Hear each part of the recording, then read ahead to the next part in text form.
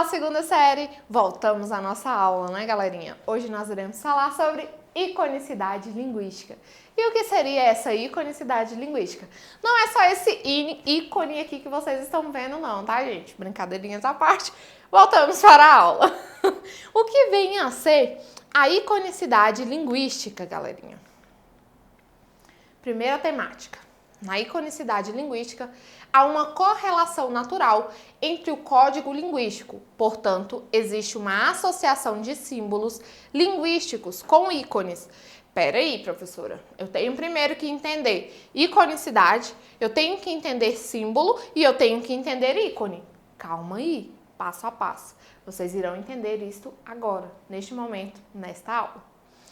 Palavras da língua portuguesa, conteúdo a que ele se refere e forma da palavra e função. Isso aqui, pessoal, que nós acabamos de ler, faz total referência ao que nós acabamos de deduzir aqui. Então, deve haver uma associação de quê? Das palavras da língua portuguesa com o conteúdo a que está se referindo e qual a função da palavra dentro do contexto.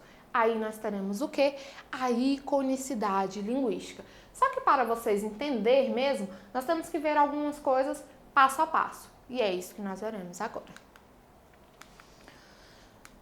Signo linguístico. Primeiro passo para entender a iconicidade linguística. Quando eu falo em signo linguístico, pessoal, o que é o signo linguístico?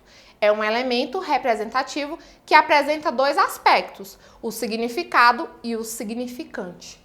Ops, professora, o que é isso? Significado e significante. Talvez eu saiba o que é significado, mas e o significante? Então, nós temos que entender o seguinte. Vamos jogar dentro de um exemplo para nós podermos entender melhor? Então, olha só. Ao escutar a palavra cachorro, reconhecemos a sequência de sons que formam essa palavra, certo? Então, esses sons se identificam com a lembrança deles, que está em nossa memória.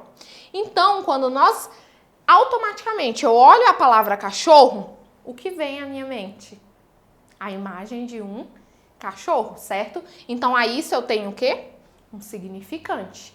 Então, o significado e o significante, eles estão o quê? Entrelaçados. Como assim, professora? Então, olha só. Essa lembrança constitui uma real imagem sonora armazenada em nosso cérebro, que é o significante do signo cachorro. Então, quando eu falo cachorro, eu tenho o quê? O signo, que é a palavra. Posteriormente, ao conseguir visualizar mentalmente essa imagem, eu tenho o quê? O significante. Nós estamos tão intelectuais que até o cachorro é estudante. Olha que maravilha, né? Então, isso que vocês têm que entender. Significado, o nome. Significante, a figura que eu consigo visualizar mentalmente, fazendo o quê? Uma relação, certo? Se eu consigo fazer uma correlação, uma relação, uma associação, logo eu tenho uma coisa chamada de quê? Signo linguístico. Aqui nós temos o ícone, tá? Nós vimos o signo, que tem o quê? Significado e significante. Agora nós vamos para o ícone.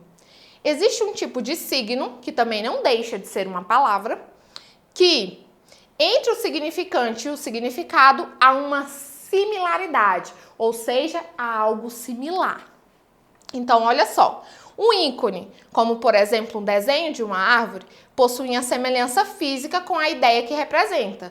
Então, se eu vejo uma árvore, eu não preciso necessariamente ter o nome árvore ao lado para me fazer uma leitura mental e identificar que é uma árvore, certo?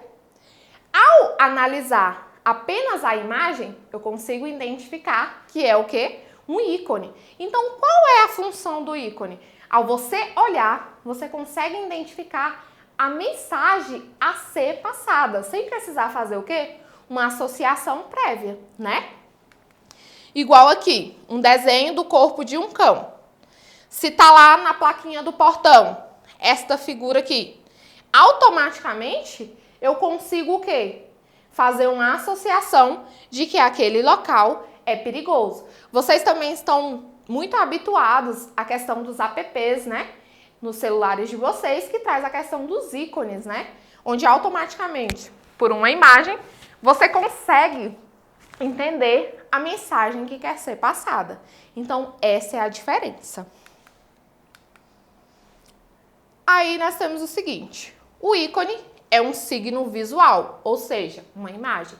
Como eu falei para vocês, a imagem onde automaticamente você olhou, você consegue captar a mensagem a ser passada, sem precisar de ter um real significante, tá? Aqui, como eu falei para vocês, os apps da telinha dos celulares de vocês, né? Nós conseguimos logo localizar. Olha só, aqui, automaticamente nós entendemos que se trata de quê?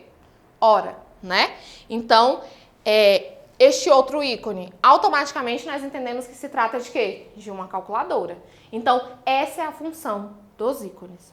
Por que é importante analisar isoladamente? Porque aí você entende que há uma junção de ambos para se chegar ao nosso conteúdo, que é o quê? Iconicidade linguística. Aqui nós temos a imagem, talvez esteja um pouco retorcida para vocês, mas se vocês conseguirem aproximar aí na casinha de vocês, vocês conseguem visualizar melhor, tá? Nós temos o quê? A imagem. E essa imagem, ela traz figuras de quê? De animais silvestres, certo? Só que esses animais estão representados pelo quê? Pela própria mão da pessoa. E essa imagem fez parte de quê? De uma campanha publicitária, onde o objetivo dela era o quê? Dê a mão à vida selvagem. Há uma relação dinâmica, então o lúdico ele se faz muito presente também. Onde a palavra mão está sendo utilizada de forma a representar os animais e fazer uma relação de dar a mão e evitar, né, a extinção desses animais. Então é muito importante essa questão da ludicidade, muito importante mesmo, tá? Então, entendidos os conceitos de signo linguístico e ícone, a iconicidade trata da associação desses dois elementos na construção da mensagem que costuma relacionar aquilo que é lido com a imagem correspondente. Então, olha só, nós primeiro analisamos isoladamente cada característica para entender o que seria essa relação para chegar ao quê?